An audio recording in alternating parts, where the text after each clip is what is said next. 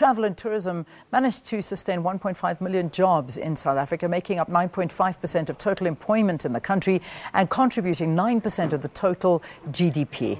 To tell us more, we're joined by Tim Smith, MD at Global Hospitality Consultancy, HVS Africa, and a woman who's benefited from the increased tourism sector, Khayelitsha entrepreneur Abigail Mbalo-Mokoena, the mastermind behind the food and lifestyle concept four-roomed eKasi culture. They're both in the Sea Point studio. Good to have both of you. Welcome to Morning Live.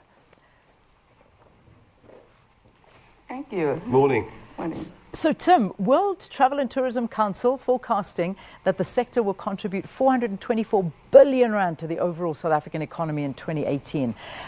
Gosh, no, that sounds a little bit heavy. But you talk to me. I mean, what do you think? What are we looking at in terms of figures? Well, I think 2018 is a year of survival, if truth be told.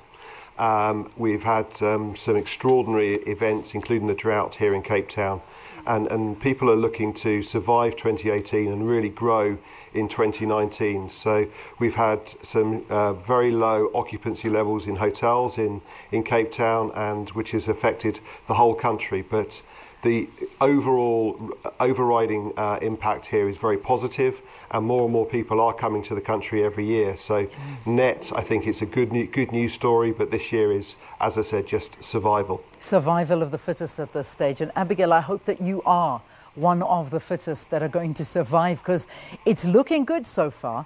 Four-roomed eKasi culture. How did you come up with this business idea? And tell us a bit about it.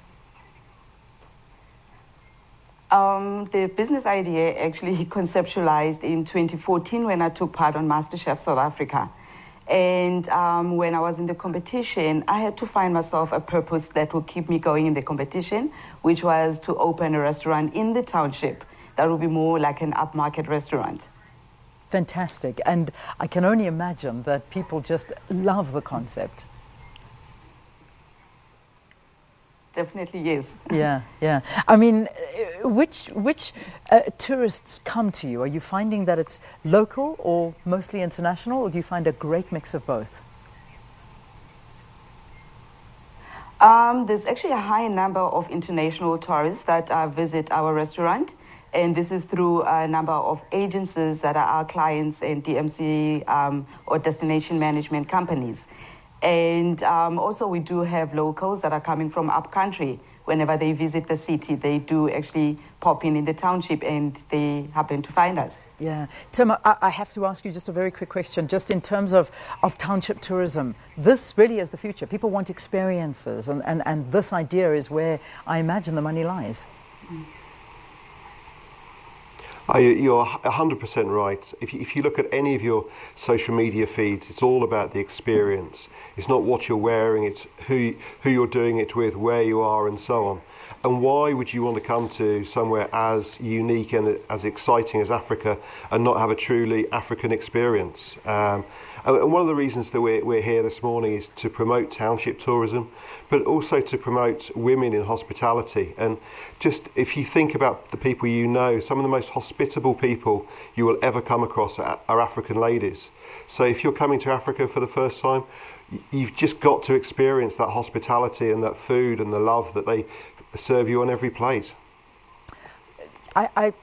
Okay, I have to come and visit you. That's it. End of story, because I got to wrap this interview, and I'm so sorry. Our time is against us this morning, but I love the concept. Abigail, Tim, thank you for joining us here. Tim is Managing Director at Global Hospitality, HVS Consultancy, and go and visit it. Khayelitsha entrepreneur Abigail Mbalo-Mokoena, mastermind behind the food and lifestyle concept, four-roomed eKasi culture. Go there and do it. Let's take a break.